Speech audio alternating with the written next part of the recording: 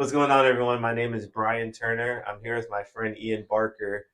Some of you may or may not know him, but we're doing formation matchup videos, and I think something both of us have kind of seen in the game with coaches, especially at the grassroots level, is there's not really a lot of videos or content that's put out there to kind of talk about how I would use my formation against your formation with obviously very limited scouting reports and availability.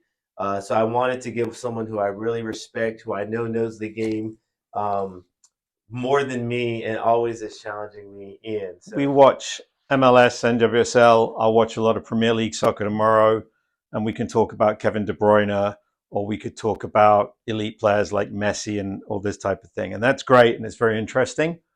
But I'd like to kind of frame this in the terms of you're a youth coach, maybe a high school coach, maybe a small college coach.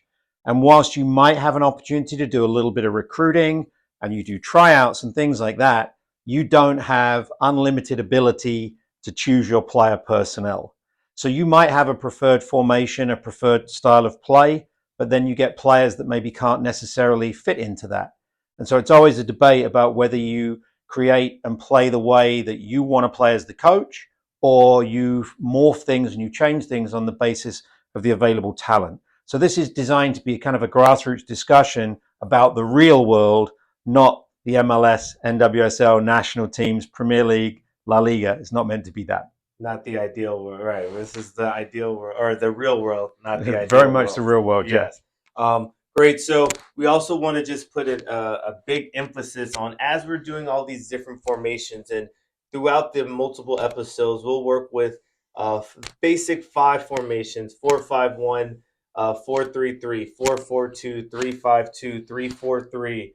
And kind of underneath all of those, there's, you can break those up. So for the 4-3-3, you can look at it as a 4-1-2-3, right? So we just want to make sure we're not getting too much into the guts of those formation breakdowns, looking at it from a big picture, but putting the emphasis is that there's so many ways you can run it. And although Ian's going to be using a 4-3-3 today, I'll be using a 4-4-2. The next week we can do the same formations and run it differently. So that's what makes the game so great. That's what makes the formation so great is just how we can influence the game with our own creativity. Fair enough. Ready to get to work? Sure. Let's do it.